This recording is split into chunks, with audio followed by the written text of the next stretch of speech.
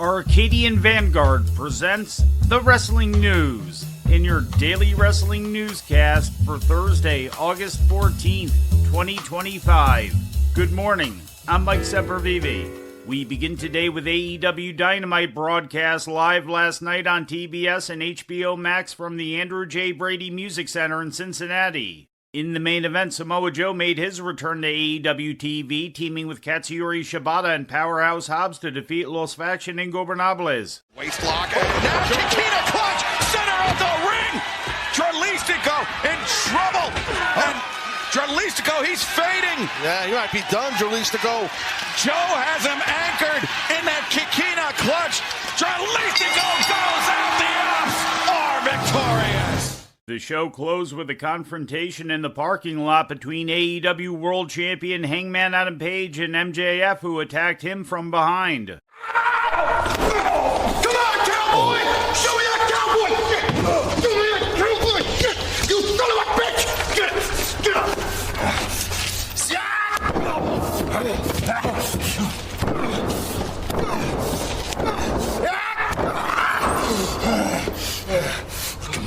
Look at me. Remember when I said I was gonna break you? You ain't seen nothing yet. The two had also faced off during a promo segment to open the show, in which MJF accepted Page's challenge for a title match at Forbidden Door. Adam Copeland won out over Stokely by disqualification when Stokely threw powder in his face. FTR attacked Copeland after the match, but Christian Cage made the save with Copeland's spike-studded bat, then embraced his former tag team partner. In 8-man tag team action, Hiromu Takahashi, Hologram, Tomohiro Ishii, and Brody King bested Kyle Fletcher, Josh Alexander, and the Young Bucks.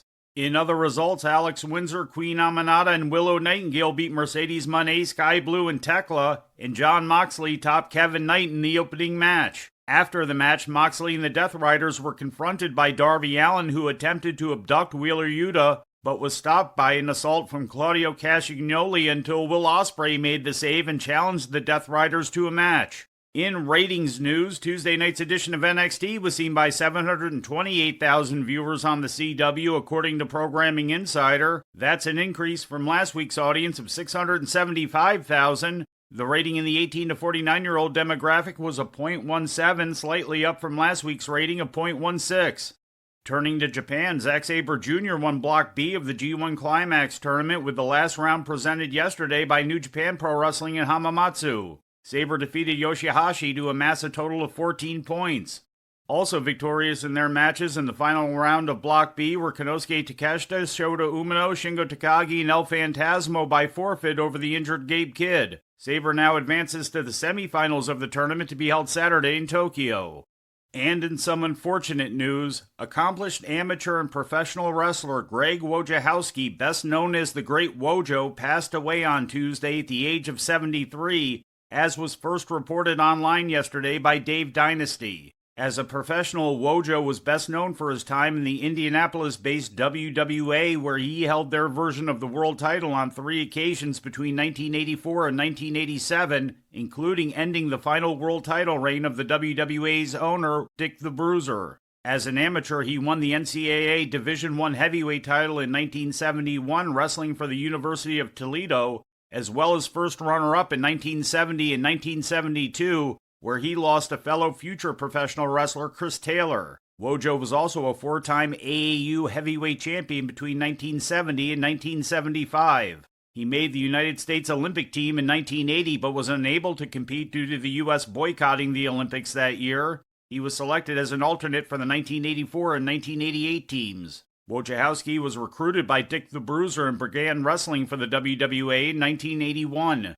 He had a couple of tryout matches for the WWF in late 1983 and early 1984, but mainly remained in the Indianapolis territory. He retired after the demise of the WWA, but made a handful of appearances for the Japanese deathmatch promotion Wing in 1991, and was known to make sporadic appearances for Midwest Independents through 1994. After his wrestling career, he coached high school wrestling full-time in his native Toledo, Ohio, and was involved in establishing a wrestling program for Ohio middle schools.